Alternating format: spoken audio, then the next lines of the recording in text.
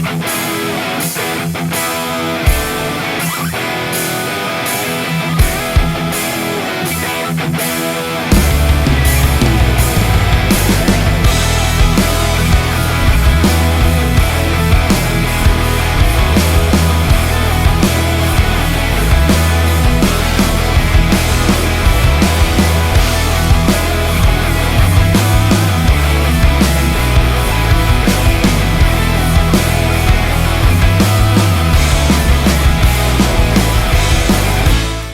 high atop Mount Manitoba, the home of NotHallOfFame.com, I'm your host, Kirk Buckner, and we've brought Vinny Lospinuso, the Wonder Kid. I guess he's in his early 20s. I don't know why I call you a kid anymore. But, we have another show where Vinny makes the Hall of Fame case for ... And it was a request. It's my request. Mm-hmm. So I told Vinny when we started this that you could pretty much do anything you wanted, but sometimes I just throw something at you. And I'm really excited about this one. We are going to talk about someone who was just nominated as a finalist, or not a finalist, as a semifinalist. He was a finalist. He was a semifinalist, and then he was a finalist. So he was both. Finalist. Okay. Yeah, but then bumped for someone who I think we're both huge on, and Don Coryell. But today we're going to be talking about Clark Shaughnessy. And Clark Shaughnessy is already a Hall of Famer in the College Football Hall of Fame, deservedly so. But in his contributions there in college, I think we can both agree were greater in college than they were in the pro ranks. Saying that, before we talk about his pro career, why don't we sort of why don't you just tell everyone why Clark Shaughnessy is a college football legend? Well, Clark Shaughnessy, originally O'Shaughnessy, he was someone who was the head coach of Tulane from the 1915 to 1926, and he was also as a member of Loyola in Louisiana from 1926 to 1932. Then he was the head coach of Chicago from 1933 to 1939, Stanford from 1940 to 1941, then Maryland in 42, and then Maryland again back after his time in Pittsburgh during World War II. And then after his time in the pro ranks, he was in Hawaii for 1 year. Mm-hmm. So yeah, his time with Tulane, that's where he was. That's where he graduated. And then his institution was Minnesota, but then he came to Tulane for most of his time in the collegiate ranks, where he was actually an administrator. And he was someone that had this idea, see this T formation, I'm going to reintegrate it as a part of my own. In fact, they viewed it as the Shaughnessy system, actually, over there. And, besides 1926, every single instance, they had a winning record at Tulane. Every single time, except for just one season. Now, when we're talking about the T formation, because some people will credit Shaughnessy for inventing the forward pass, which is not true. But he was one of the first purveyors, and sort of Coryell, who's going to get in, we assume is going to get in, is sort of the coach who took that to the next level. Shaughnessy is certainly very innovative on both sides of the ball. So describe, just if you can, just some of the tinkering that he did on the T formation. Well, a lot of people think he's the father of T formation, but if anything, he's more like the stepfather or the adoptive father of it. Because that system was originally in play way back in the 1800s. Mm-hmm. And at that point, it was obsolete. So he said, I'm going to take something of old. Think of him as like a podcast. You know how a podcast kind of takes radio and kind of reintegrates it where you can listen to it every time you want? He basically made that and reintegrated it to make it relevant again. So he made it that way it would affect the receivers and the quarterback. And it would change the way offenses were permanently. And he was also very integral for changing how defenses would respond to this as well. So he was someone who loved to experiment. He was someone who loved to innovate.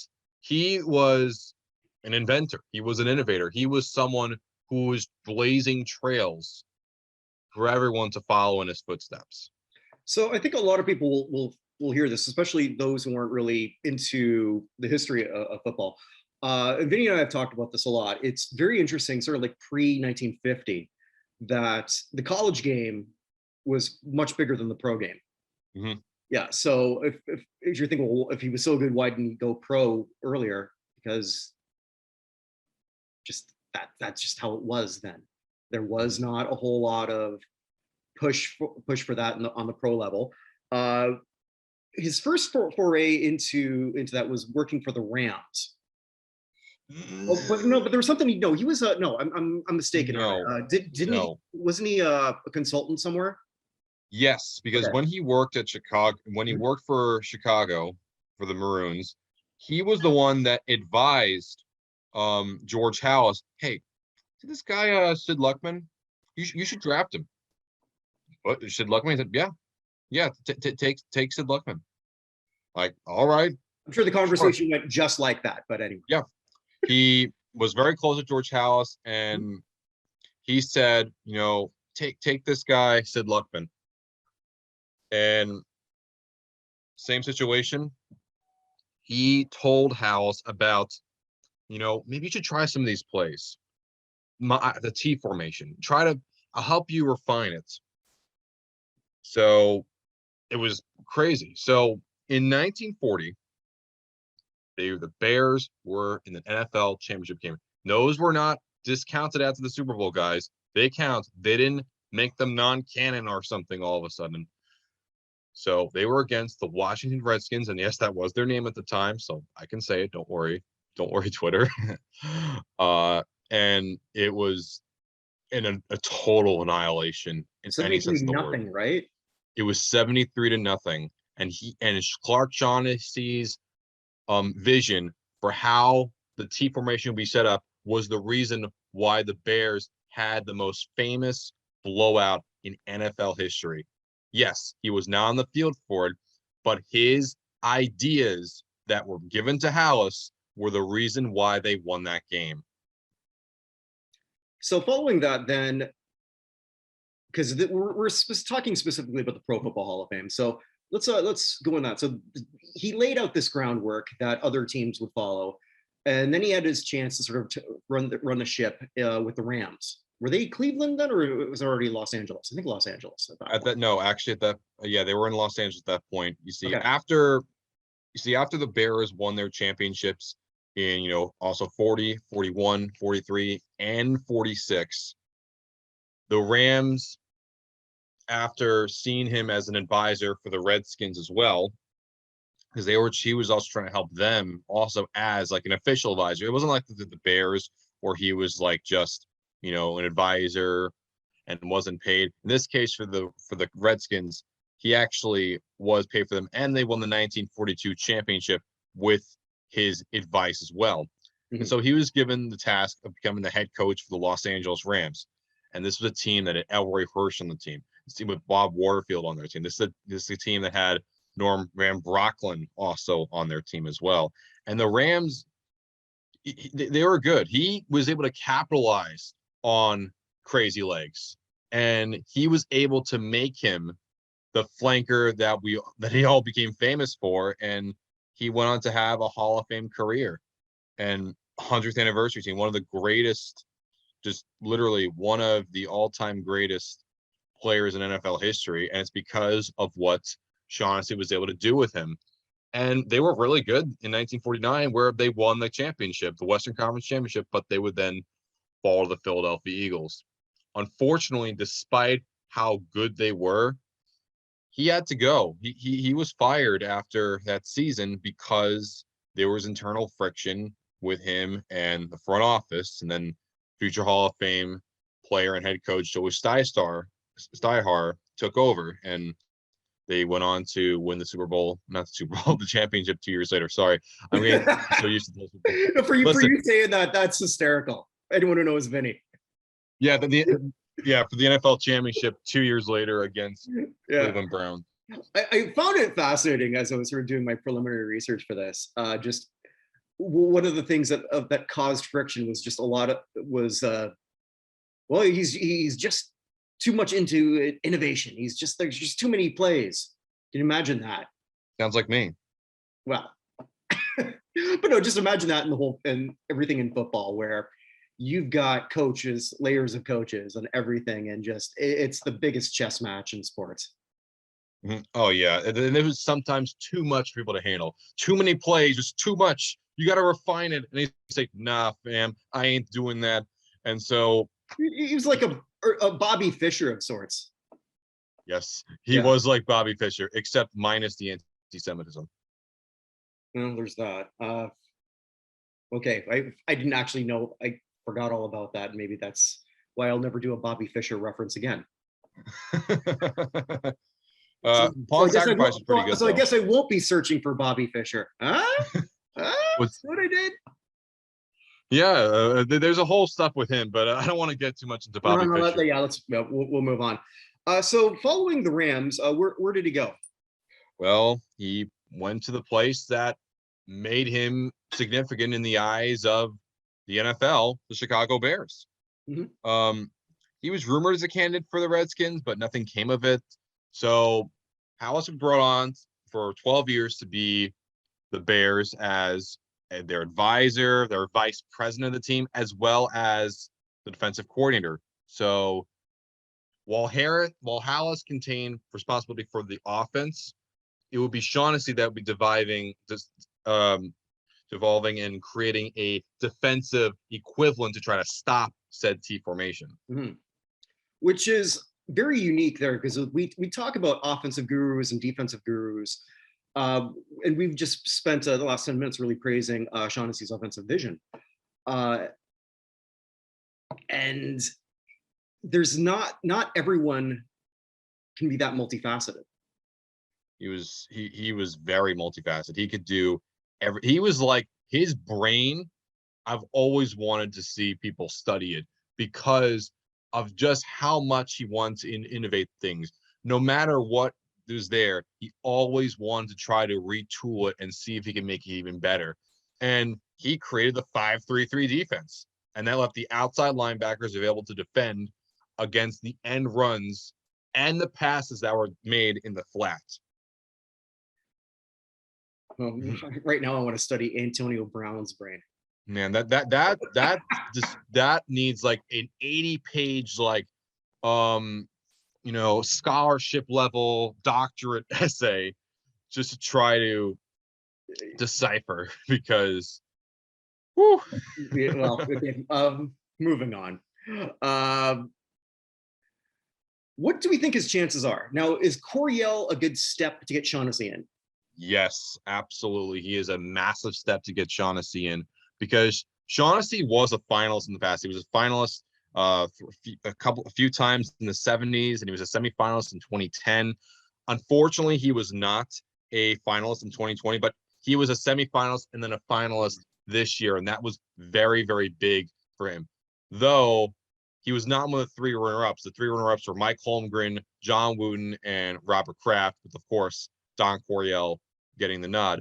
Him and Buddy Parker, I kind of see somewhat cut from the same cloth in terms of those pre-merger,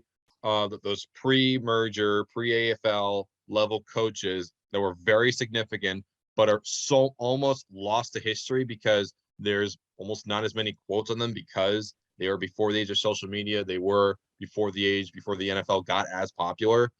However, I would still say that out of the two, I would say Buddy Parker would probably get in first because he's a bit more recent, whereas Shaughnessy is going to take a little bit more, but I think with enough push from the Chicago Bears, I mean, the T formation is literally in their fight song.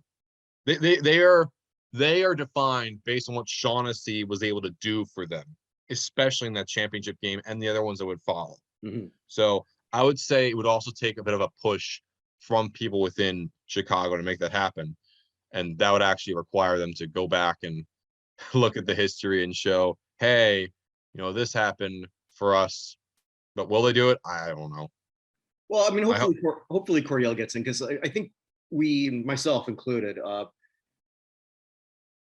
want to assume that because they can still say thumbs down, like they can with Riley, Klecko, and Riley Klecko and Howley. Yeah. But I'm pretty confident all four of them will get the thumbs up because I am too, but we've seen this in the past before where candidates have gotten this far. I think the last time they went thumbs down on a senior would have been 4 years ago. no, actually the last time that it was Claude Humphrey, but then he eventually got and then Dick Stanfill, but which is a shame because Stanfill and Humphrey still made it a couple years later. So it's like, well, you really wanted to make sure they didn't get it. They got it before Stanfill died, and before the only one that hasn't gone back was Marshall Goldberg. He just died, and they gave it to him, and they thumbs down, which I think had to be a very big blow to his family. I'm not a huge fan of that. I would think so. This brought to you by Jennifer Matthews. Anyway, listen, say what you will about Jen, but I would argue Jen is going about it the right way. She is. Oh, she's not. She's not. Okay, but yeah, go ahead. I would say she's going about it the right way because she's creating awareness for her father. Now, does that mean he's the most deserving of the list? No, but guess what? She is swaying the public. She's swaying the voters, and in many ways, I kind of look at her as someone who we should actually learn from, as someone who knows how to manipulate and how to try to sway the public. Yeah, swaying the public doesn't mean anything. You've got to sway 48 people. It's true. And that's why I say you're kind of going about, there's a bit of a political game you've got to play. And she's Definitely not playing it. And she's working on it. Like she's I mean, he made it as a finalist in the modern, and he was a semifinalist this year. He'll probably be next year. It could very well be next year. But anyway, that's neither here nor there. So Vin, have you decided for who you're going to do next? Timothy Nugent, the man who made basketball accessible to everyone. Ah, okay. I like that. You did tell me that was someone you were going to do. Yes. So with that, I'm now just going to plug some stuff. Hey, Vinny, I wrote a book. Yes, I helped you get it published. Yes, you did. You can get that on Amazon. Just Chavo Guerrero, Instant Classic. It's about the late, great Chavo Guerrero Sr. I helped him write his autobiography. It's a good read, if I do say so myself. A little bit biased on that. We also have another show that we do. It's How the Hell Did This Go to #1? And the next one we're going to be doing is Gordon Lightfoot, Sundown. That's an old name. Yeah, well, he's still alive. I'm still. Yeah, I mean, it's an old name because I remember my parents taking me back in the day, but I don't hear much of him now. Well, I mean, yeah, I've ever done my impression? No, I'm not gonna do that impression. I've done that on 3 shows. It's my Gordon Lightfoot singing Rihanna. Anyway. You can do it for that show. Do it for that show. I'll do it for this one. I've already done it in that show. I'm gonna do it. Okay, why not? Okay. Hey, Mr. DJ, now put it on replay. You seem like a very nice fellow. I wonder what Rihanna would think about that. I think Rihanna would be thinking, "Who the hell is Gordon Lightfoot?" That is true. He would say, "What's this old guy mumbling my words? What is he trying to do?" Right now, she's probably thinking that about me. Yes, she would be thinking about that. Yes. So there's that. We on the show I do with Chris Bournet, we look at bad TV, and this crap was on national television. So we just recorded looking at the pilot of Manimal. Ever heard of that one, Vinny? Oh yes, I know about that because I know that Sony wanted to try and make a Manimal animated movie, but nothing came of it because the show was awful. Oh well, there you go. So we got that. The one we've chosen next time is Battle of the Network Stars, episode 12, featuring team captain, I think it's William Shatner. So that should be fun. When I think of TV stars, like it was like I think of like the huge battle between Rachel Maddow and Tucker Carlson. That would be interesting. Who do you think would win a fight? Between those two? Yeah. Carlson probably. I don't know. Maddow has that dog in her. There might be a joke in that, but I don't quite know. That's for you. That's for you to decide. Oh, there you go. And also the weekly Hall of Fame show with Evan Nolan. Also, Vinny's going to be part of a special guest panel, and you can be part of it too if you've got something to add. We are going to be doing our mock committee. It's going to be our third annual one.